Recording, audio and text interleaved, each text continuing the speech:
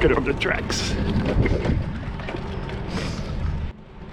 Today seems like a good day to review Fenders.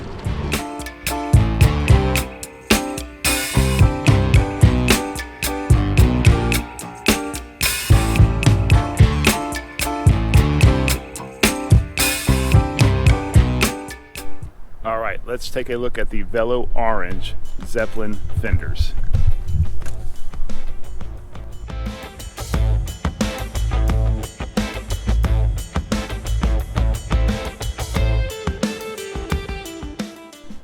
So I've been running these Fenders for over a year now. The Fenders I have are 52 millimeters wide and can fit up to a 700 by 42C tire. I'm currently running Venturia Randoneers, and they are 700C by 40. Let me take the rear pannier off, and then we'll take a closer look at the spacing between the rear fender and the tire, and then the front fender and the tire.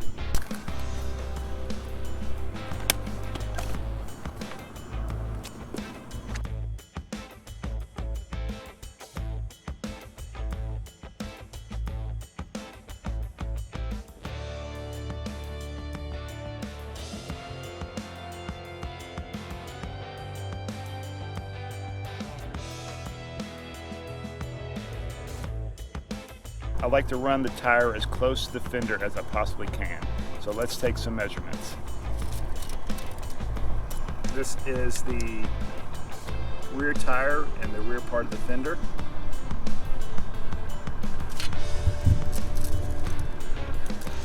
This is the rear fender and the front part of the tire, about 1/4 of an inch. So it's a 1/2 inch in the back, 1/4 of an inch in the front. And then on the front tire, I think we're running about the same. As you can see, get that in there, about a 1/2 an inch. And then as we get to the top, about 1/4 inch.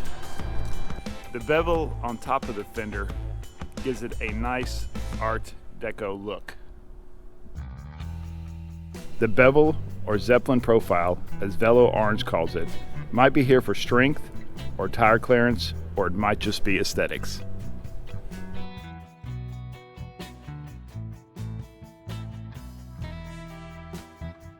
Fenders come in many different materials, including plastic, metal, and carbon fiber.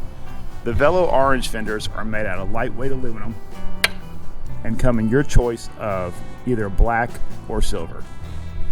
These are full-length fenders, which means the fenders are longer and closer to the ground.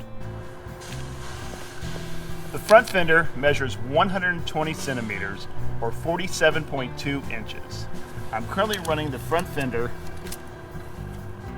6.5 inches from the ground and the mud flap 4.5 inches from the ground. The length of the front fender helps protect the bottom bracket from water and debris. The rear fender measures 90 centimeters or 35.4 inches. And I am currently running it about 16 inches from the ground with 700C tires. Mud guards can be purchased from Velo Orange. I actually used the existing mud flap I had off of my specialized A-wall. But the mud guards that you purchase from Velo Orange do require drilling in the front and rear fender for installation, whereas I just used the existing mounting bracket to mount mine. The Velo Orange fenders are solid and they don't rattle.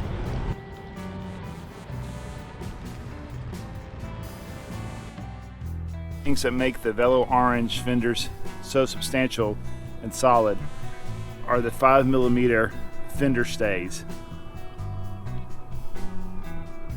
All the mounting hardware is included, including a crown mount for the fender, which actually inserts into the fork. I chose to use the L bracket for the simple reason I wanted the fender to be closer to the ground, and this pushed it back just a little bit more.